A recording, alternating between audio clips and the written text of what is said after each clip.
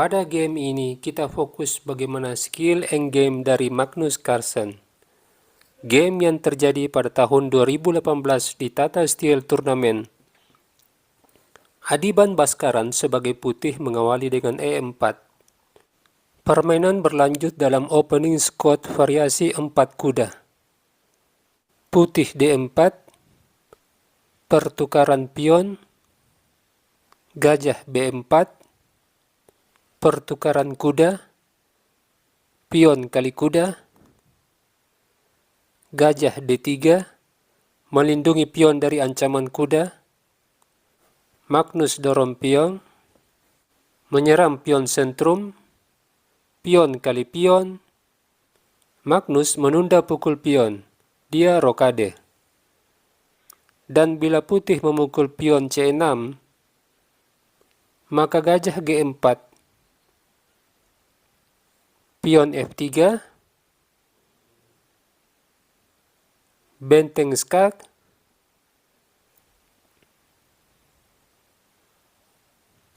dan jika putih memilih langkah gajah E2, maka gajah kali kuda, pion kali gajah, menteri E7, menteri D3, benteng E8.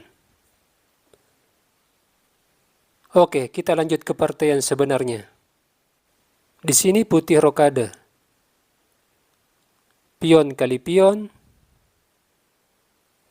gajah G5, pion C6,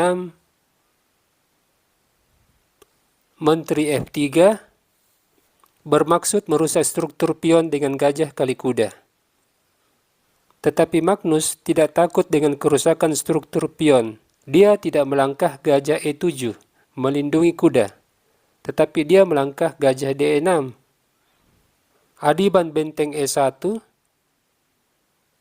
memusatkan kekuatan benteng di jalur E. Magnus mengaktifkan benteng di jalur B, sambil menyerang pion yang tidak dikawal. Pion B3, pion A5, Magnus memiliki pandangan bahwa di langkah berikutnya putih akan menukar gajah gelap dengan kuda. Sebab itu, dia menempatkan pionnya di petak gelap. Pion A5 juga memberi tekanan di sayap menteri. Putih dorong pion, Magnus mengusir gajah, langkah provokasi agar putih memukul kuda. Dan putih masuk dalam skema permainan Magnus. Dia menukar gajah dengan kuda. Lalu terjadi pertukaran menteri. Magnus tidak memiliki masalah dengan kerusakan struktur pion, sebab permainan sudah memasuki permainan akhir. Dan permainan terbuka cenderung menguntungkan pihak yang memiliki sepasang gajah. Adiban kuda E2, manuver yang bermaksud membawa kuda ke petak F5 dan H5. Di posisi ini, Magnus memajukan pion C5. Ketiga pion Magnus berada di baris kelima. Di sini, Magnus mulai memainkan sihirnya dalam endgame. Kuda G3, benteng digeser, shadowing benteng terhadap petak D2 dan D1. Putih kuda F5, menyerang gajah. Jika kuda H5, gajah E5. Hitam menguasai main diagonal. Gajah ini terlihat dominan dalam penguasaan ruang.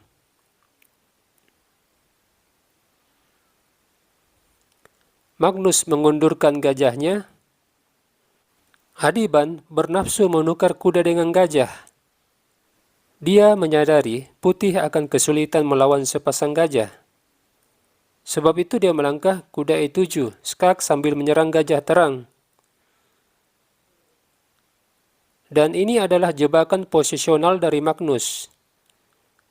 Gajah kali kuda. Benteng kali gajah. Gajah E6. Menutup pergerakan benteng di lajur E. membuat benteng hanya memiliki dua petak yang aman di A7 dan C7. Gajah ini juga memberi dominasi atas petak C4, di mana sewaktu-waktu hitam bisa dorong pion C4 mengusir gajah. Pada langkah ke-21, putih kembali melakukan kesalahan posisional. Dia menempatkan bentengnya di jalur D, sejajar dengan benteng hitam. Hal ini langsung dimanfaatkan hitam, pion C4. Jika putih memukul pion, ini adalah blunder, sebab setelah pion kali pion, gajah E2, pertukaran benteng, Magnus tidak langsung pining gajah, sebab benteng terlebih dahulu skak. Raja lari, benteng melindungi gajah. Pada posisi ini, langkah yang tepat dari Magnus, Raja F8 terlebih dahulu mengancam benteng. Jika benteng lari, maka ini adalah saat yang tepat untuk pining gajah. Hitam unggul 1 perwira. Oke, kita kembali. Di sini Adiban mengundurkan gajahnya. Magnus dorong pion A4. Petak B2 bisa dikatakan sebagai petak emas. Menempatkan benteng di baris kedua adalah hal yang sering menguntungkan bagi pecatur. Namun, Adiban melihat jika dia bisa membuat pionnya jadi bebas di lajur A. Pion kali pion. Sementara Magnus memiliki imajinasi. Jika dia memiliki dua pion bebas, maka kemenangan tinggal menunggu waktu. Dan dia mulai merancang kemenangannya. Gajah F5. Berniat untuk menghilangkan pion C2. Jika pion C2 jatuh, maka hitam memiliki dua pion bebas. Putih gajah F3.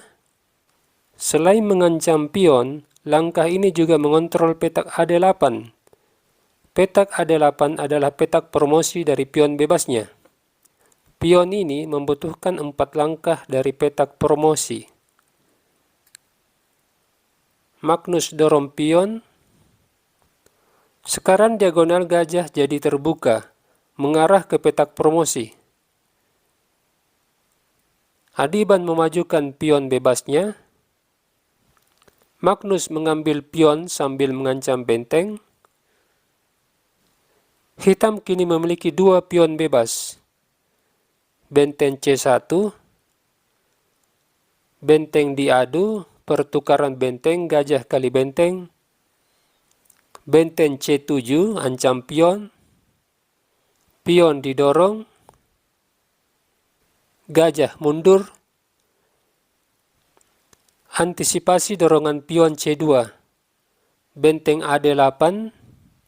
Benteng C5. Menjaga pion. Gajah kali pion. Gajah C2. Gajah mundur. Mempersiapkan peraduan benteng di CD8. Raja F1. Benteng diadu.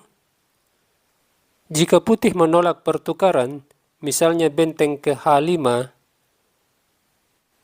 pion D3, gajah kali pion, pion didorong, gajah kali pion, benteng kali gajah, hitam unggul 1 perwira.